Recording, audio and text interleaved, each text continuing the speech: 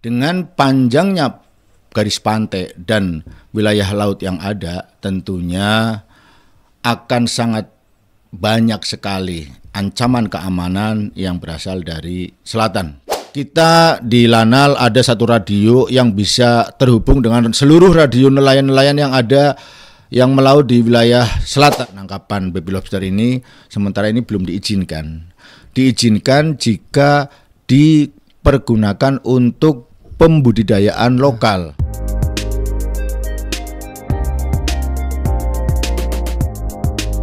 Pendengar dan pemirsa RRI Purwokerto, podcast Tarik Mase seputar informasi Banyumas dan sekitarnya kembali hadir untuk menemani Anda.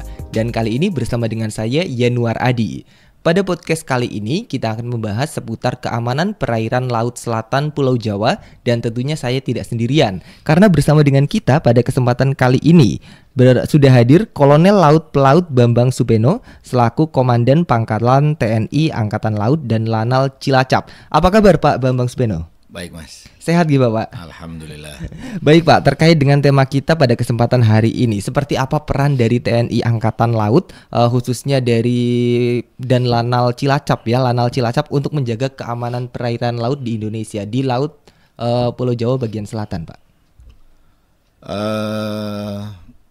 Kita TNI AL Pangkalan TNI AL Cilacap sebagai salah satu pangkalan yang berada di wilayah Jawa bagian selatan, salah satu tugas yang kita emban adalah melaksanakan patroli terbatas. Perlu diketahui bahwa Pulau Jawa di wilayah selatan hanya ada dua sementara ini, Pangkalan TNI AL Cilacap dan Pangkalan TNI AL Yogyakarta. Baru akan diresmikan nanti di bulan Oktober Pangkalan TNI AL Pacitan. Yeah. Dengan panjangnya garis pantai dan wilayah laut yang ada, tentunya akan sangat banyak sekali ancaman keamanan yang berasal dari selatan. Dan Cilacap sebagai salah satu pangkalan dengan area kerja dari Kabupaten Cilacap, Purbalingga, Banyumas, Kebumen, dan Purworejo berperan aktif juga dalam menjaga keamanan wilayah perairan selatan dengan melaksanakan patroli-patroli terbatas sesuai dengan kemampuan sarana patroli yang kita punya. Itu yang pertama. Yang kedua adalah kita berperan aktif dengan mengoptimalkan peran dari Bintara Potensi Maritim yang kita miliki. Kalau di Angkatan Darat itu semacam Babinsa, kalau di polisian itu Babin Kamtibmas. Kita mendeteksi, langsung turun berinteraksi dengan seluruh masyarakat maritim yang ada di wilayah pantai selatan Jawa ini. Sehingga diharapkan dengan keaktifan para Babin Potmar, kita dapat informasi-informasi awal, informasi-informasi yang tentunya dapat kita gunakan sebagai dasar dalam melaksanakan kegiatan patroli keamanan yang ada di laut. Iya, Pak, terkait dengan ancaman keamanan di wilayah perairan selatan Pulau Jawa ini contohnya seperti apa, Pak? Ancaman keamanan yang paling utama tentunya bagi para pengguna laut di Laut Selatan adalah ancaman dari cuaca, di mana wilayah Laut Selatan, Samudra Hindia tentunya mempunyai karakter yang berbeda dengan laut-laut dalam yang dimiliki oleh Indonesia. Cuacanya sepanjang tahun luar biasa. Kita bisa melihat fakta beberapa kali banyak nelayan yang tenggelam di wilayah Kebumen, Cilacap, Purworejo, terutama kapal-kapal yang GT-nya di bawah GT5 itu setiap tahun boleh dikatakan hampir beberapa kali terjadi kecelakaan laut, tenggelam, bahkan sampai merenggut nyawa. Itu adalah ancaman yang pertama. Ancaman yang kedua tentunya dengan begitu luas merupakan satu pintu yang sangat terbuka bagi para pelaku kegiatan ilegal. Ada catatan penting bahwa dimungkinkan di wilayah selatan itu adanya operasi sebuah kapal yang memproduksi sabu-sabu ataupun narkotika. Ini menjadi catatan penting yang terus dipantau oleh seluruh aparat termasuk Angkatan Laut. Iya, lalu terkait dengan penangkapan biota laut secara ilegal seperti apa Pak upaya untuk mengantisipasinya? Kalau antisipasi terhadap penangkapan biota laut secara ilegal, kita aktif memberikan sosialisasi dan penerangan kepada nelayan, kepada para warga yang mungkin mereka punya itikat khusus dalam kegiatan yang ilegal. Di wilayah selatan ini hanya mungkin yang utama adalah baby lobster. Kita sudah selalu dan terus melaksanakan sosialisasi kepada masyarakat di wilayah pesisir. Kita mengoptimalkan posal kita yang ada di Purworejo, yang ada di Kebumen, dan yang ada di Cilacap di Kampung Laut, bahwa kita melarang masyarakat untuk melaksanakan penangkapan kegiatan-kegiatan biota laut yang tidak sesuai dengan aturan. Contohnya Pak untuk biota laut yang dilarang untuk ditangkap oleh para nelayan Pak? Itu tadi yang saya sampaikan, baby lobster. Hanya baby lobster ini kan musiman, jadi baby lobster ini di sekitaran bulan Mei sampai bulan September. Setelah itu tidak ada. Di bulan-bulan ini nelayan banyak mencoba untuk menangkap. Ini masih menjadi perdebatan karena secara aturan dari KKP itu bahwa penangkapan baby lobster itu tidak boleh. Tetapi kita akui bahwa masyarakat nelayan ini masih ada beberapa yang mencoba untuk menangkap. Kita terus memberikan sosialisasi agar mereka tidak menangkap baby lobster karena secara aturan dari pemerintah pusat ini masih tidak diperbolehkan. Alasannya kenapa Pak? Mungkin bisa digambarkan sedikit Pak. Kenapa baby lobster ini tidak boleh ditangkap? Alasannya kita mengacu kepada aturan dari KKP bahwa penangkapan baby lobster ini sementara ini belum diizinkan. Diizinkan jika dipergunakan untuk pembudidayaan lokal. Tetapi kita mengakui bahwa di pantai selatan ini dari Jogja sampai dengan Cilacap ini belum ada pembudidaya, termasuk sampai dengan ke Pangandaran. Sehingga kita berasumsi bahwa baby lobster yang ditangkap adalah akan dibawa keluar, diselundupkan ke luar negeri. Ini yang menjadi catatan pentingnya.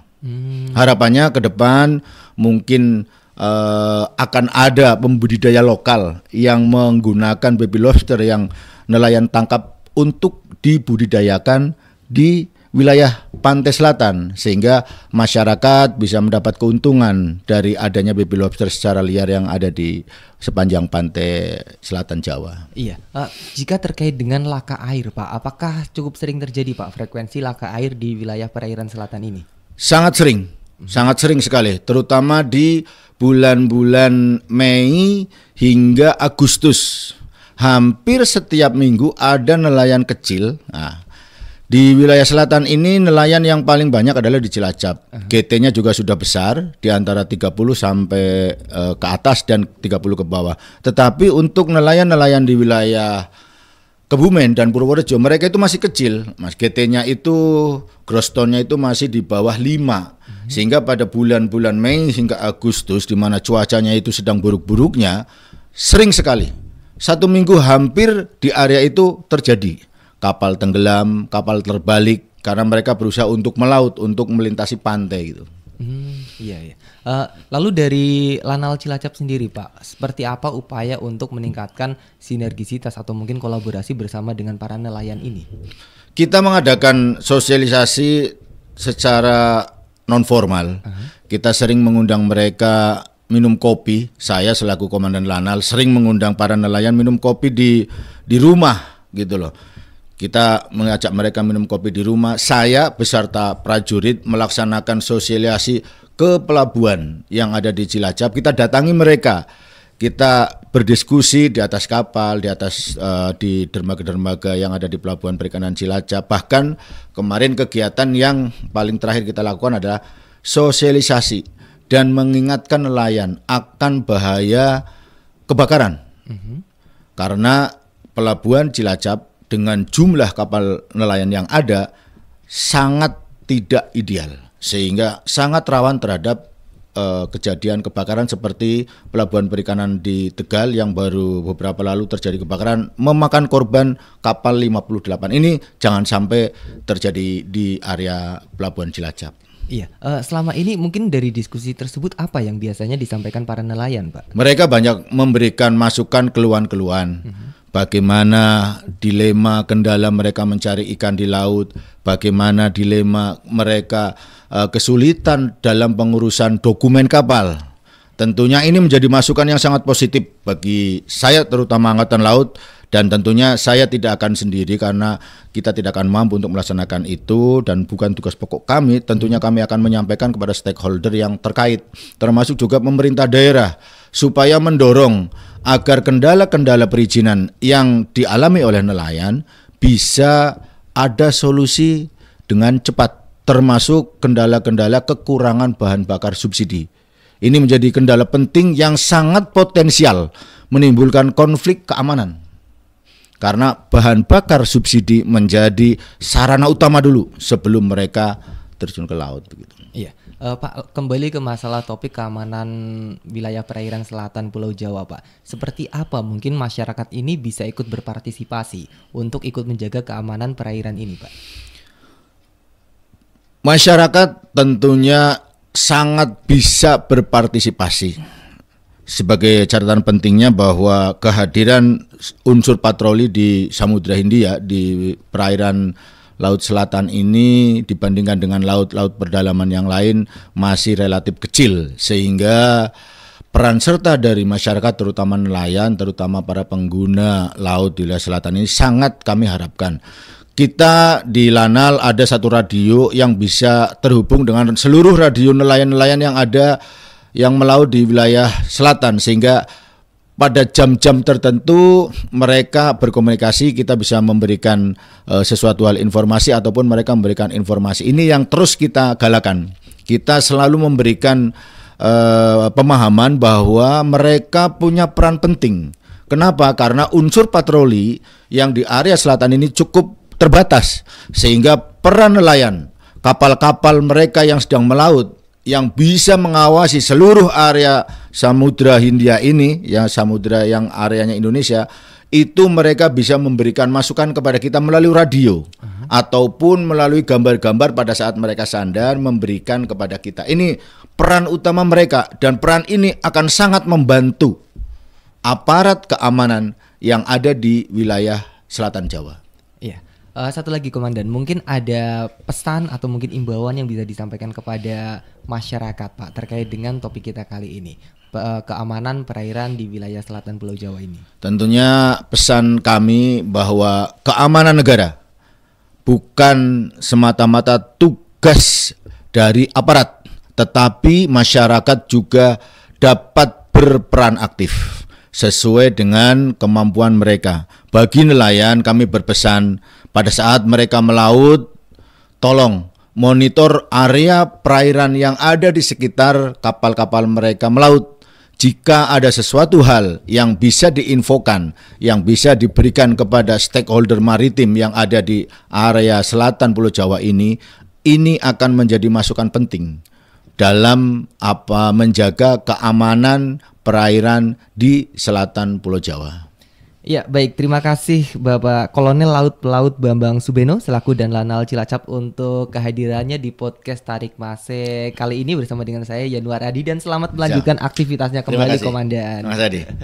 Baik pendengar dan pemirsa RRI Purwokerto, itu dia perbincangan kita di podcast Tarik Mase seputar informasi Banyumas dan sekitarnya. Nantikan podcast Tarik Mase untuk edisi selanjutnya tentunya bersama dengan rekan kami yang lain, dan saya Yanuar Adi pamit undur diri. Wassalamualaikum warahmatullahi wabarakatuh. Waalaikumsalam warahmatullahi wabarakatuh.